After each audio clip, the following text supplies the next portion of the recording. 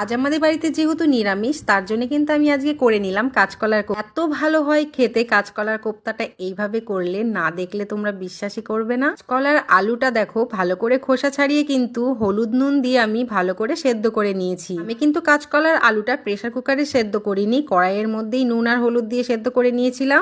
7 থেকে 8 মিনিট লেগেছে কাঁচকলার আলুটা সেদ্ধ হতে। এবার একটা হাতা দিয়ে কাঁচকলার আলুটাকে ভালো করে ম্যাশ করে নিলাম। এবার একে একে এর মধ্যে পরিমাণ মতো নুন, পরিমাণ মতো হলুদ গুঁড়ো, পরিমাণ মতো কাশ্মীরি লঙ্কার গুঁড়ো আর ভাজা জিরে দিয়ে দিলাম। ভাজা জিরেটা কিন্তু শুকনো কড়াই আমি আগে থেকেই ভেজে রেখেছিলাম, একটু বেশি করেই ভেজে রেখেছি ভাজা জিরেটা, কারণ তরকারিতে আমার একটু লাগবে। মশলা দেওয়ার পরে সবশেষে কিন্তু আমি এখানে একটু চালের গুঁড়ো দিয়ে ভালো করে এটাকে চটকে মেখে নিলাম। এবার আমি হাতে একটু সর্ষের তেল মাখিয়ে নিচ্ছি। কাঁচকলা আলুটাকে এবার গোল গোল করে একটুখানি কোপ্তার শেপ দিয়ে নেবার মতন এইরকম করে তোমরা একবার কাঁচকলার কোপ্তা কিন্তু করে দেখতেই পারো। নিরামিষ দিনে এটা দিয়ে কিন্তু এক থালা ভাত খেয়ে নেবে। জানি এটা একটা কমন কথা, এটা কম বেশি সবাই বলে থাকে, কিন্তু সত্যি কথা বলছি আমার মতন একবার তোমরা করে দেখো, দারুণ লাগে। তোমরা তো দেখলেই কাঁচকলা আলুটা কি করে গোল গোল করে কোপ্তার শেপ দিয়ে তারপর কিন্তু আমি গরম তেলে এখানে ভাজতে দিয়ে দিলাম। আমি কিন্তু সর্ষের তেলেই ভাজছি কোপ্তাগুলো।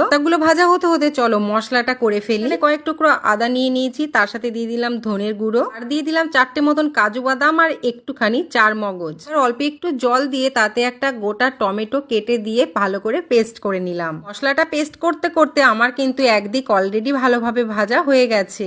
পাল্টে ভালো করে ভেজে নেওয়ার পরে এবার আমি সব কোপ্তাগুলো কিন্তু নামিয়ে নিচ্ছি। যখন এরকম হালকা লালচে লালচে হয়ে আসবে তখন কিন্তু নামিয়ে দিতে হবে। এবার বাকিগুলো ঠিক ওরকম ভাবেই ভেজে নেব। এগুলো ভাজা হয়ে যাওয়ার পরে ওর মধ্যে আরেকটুখানি তেল দিয়ে আলুগুলোকে একটুখানি হালকা লালচে লালচে করে ভেজে নিচ্ছি। ওর মধ্যে হাফ চামচ মতন একটু নুন দিয়ে আলুটাকে ভেজে নিচ্ছি, যাতে করে ভালোভাবে নরম হয়ে যায়। আলু তো ভাজা হয়ে গেছে, আলু তুলে নেওয়ার পর এবার ওই তেলের মধ্যেই ফোড়নে দিয়ে দিলাম জিরে। ফোড়ন দিয়ে সুন্দর একটা গন্ধ বেরিয়ে গেলে ওর মধ্যে কিন্তু সেই পেস্ট করা মশলাটা পুরোটাই দিয়ে দিলাম। একে একে এর মধ্যে পরিমাণ মতো হলুদ গুঁড়ো, পরিমাণ মতো কাশ্মীরি লঙ্কার গুঁড়ো আর অল্প একটু ঝাল লঙ্কার গুঁড়ো দিয়ে দিলাম। কিন্তু এর মধ্যে আমি দিয়ে দিলাম পরিমাণ মতো নুন, আর নুনটা কিন্তু একদমই অল্প দিয়েছি।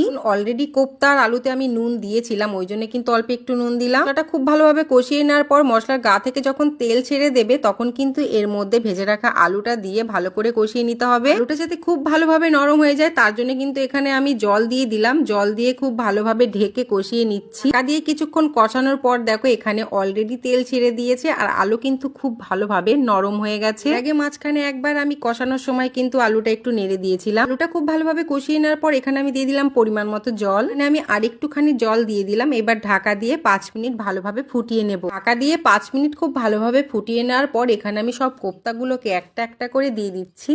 তা দিয়ে কিন্তু খুব বেশিক্ষণ ফোটানো যাবে না, তাহলে কিন্তু